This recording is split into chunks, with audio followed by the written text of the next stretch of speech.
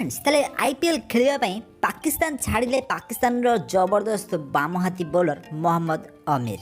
तो फ्रेंड्स यह विषय कौन रही संपूर्ण विवरणी जापारे भिडियोटी को पूरा शेष जाए देखूँ। आ पूर्व जदि आम चैनल को सब्सक्राइब करना तो सब्सक्राइब कर पाखे बेल आइकन को दबाई दिंतु आग को यही क्रिकेट संबंधित टिके खबर विषय अधिक जानापी। तो फ्रेंड्स आपण मैंने जानते पाकिस्तान जबरदस्त बामहाती बॉलर निजर जबरदस्त बॉलिंग द्वारा पाकिस्तान को बहुत सारा मैच जीति नजर आछंती।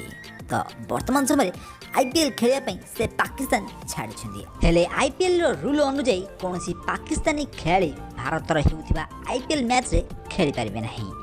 तो से मोहम्मद आमिर वर्तमान समय इंग्लैंड रोचे से निज सोशल मीडिया अकाउंट रे शेयर कर कि मु वर्तमान समय इंग्लैंड रही मोर पाने आगामी दिन मान इंग्लैंड ही रे मु बहुत शीघ्र इंग्लैंड नागरिकत्व हासिल करनी मु निजर ना आईपीएल पकईबी आईपीएल खेलने बहुत इंटरेस्टेड अच्छी।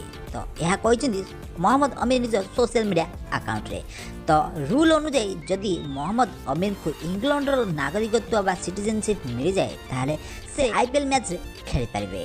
तो आईपीएल मैच रे जदि से ना दियंती ताहले आगामी दिन माने 2022 मसीह रे हेबाकु जाउथिबा आईपीएल तांको पछरे बहुत सारा टीम बा बहुत सारा फ्रांचाइज मैंने जीवाई चाहिए आर जबरदस्त बॉलिंग आपण मैंने एशिया कप रे निश्चित भाव में देखिथे। तो 2017 मसीह होता एशिया कप यही मैच रे मोहम्मद आमिर विराट कोहली रोहित शर्मा और शिखर धवन विकेट नहीं जहाद्वारा पाकिस्तान यही मैच फाइनल जीतिया सफल हो पारा। ताले 2019 मसीह मोहम्मद आमिर आउ पाकिस्तान कौन भी हेले मैच खेली ना। तो 2020 डिसेम्बर रे से पाकिस्तान समस्त क्रिकेट फॉर्मेट रु निजर रिटायरमेंट घोषणा करथिले आउ मात्र 28 वर्ष बयस रु ही से क्रिकेट जगत को अलविदा कहिथिले।